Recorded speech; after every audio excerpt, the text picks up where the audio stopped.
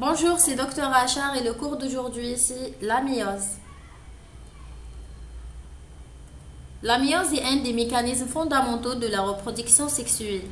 Se produit au cours du processus de gamétogenèse, ça veut dire de la formation des cellules reproductrices eugamètes, soit mâles qui sont les spermatozoïdes ou femelles qui sont les ovules.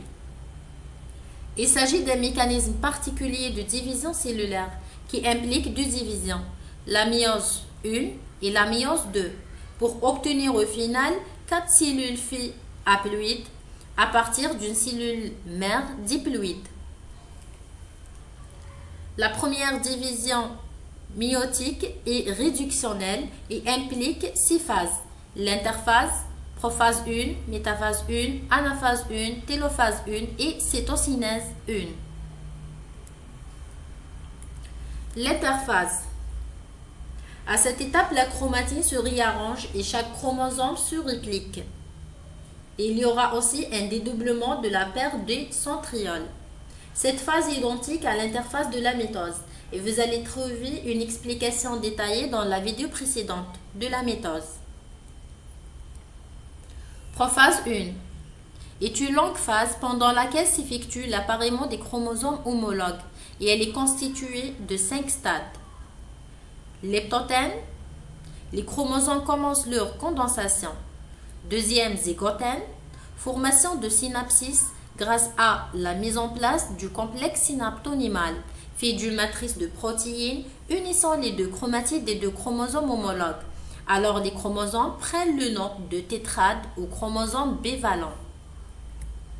Troisième stade, paquétène, survient des crossing over ou bien enjambements, qui sont des croisements ou bien des échanges du matériel génétique entre les chromatides de chromosomes homologues.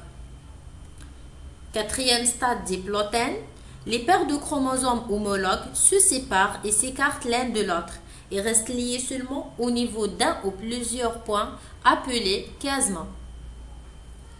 Diacinèse, c'est le dernier stade. La condensation et l'épaississement est maximal. De plus, les chromosomes tendent à migrer vers la périphérie du noyau. Les chiasmas peuvent se déplacer vers les extrémités des chromosomes et on note la rupture de l'enveloppe nucléaire.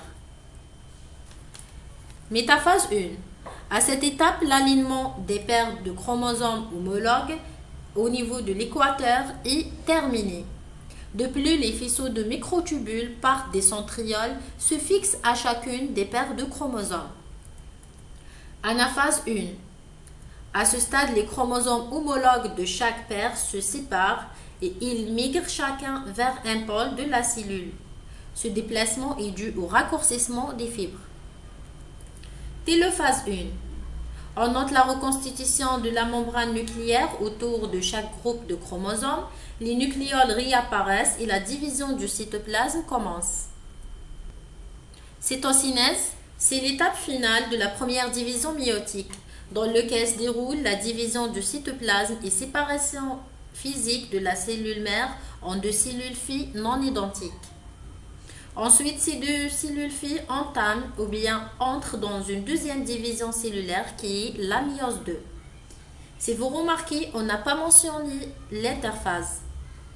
Cette étape est particulièrement courte puisqu'il n'y a pas une réplication de l'ADN entre la méiose 1 et 2. Et alors les cellules issues de la méiose 1 restent haploïdes, ça veut dire chaque cellule contient un chromosome de chaque paire.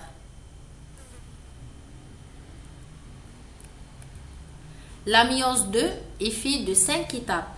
Prophase 2, métaphase 2, anaphase 2, télophase 2 et cytokinèse 2. Au cours de la prophase 2, un fuseau méiotique se constitue, tandis que l'enveloppe nucléaire disparaît. Lors de la métaphase 2, les chromosomes s'installent au milieu du fuseau, autrement dit sur le plan équatorial. Durant l'anaphase 2, chaque chromosome se sépare longitudinalement en deux chromatides qui vont migrer chacune vers un pôle de la cellule. À la télophase 2, se forme une membrane nucléaire autour se forme une membrane nucléaire autour de chacun des lots de chromatides et cytoplasme commence à se répartir en deux. Cétocinèse, cette étape se termine avec 4 cellules filles haploïdes différentes. Alors, en bref, la première division méiotique est réductionnelle puisqu'elle réduit le nombre de chromosomes.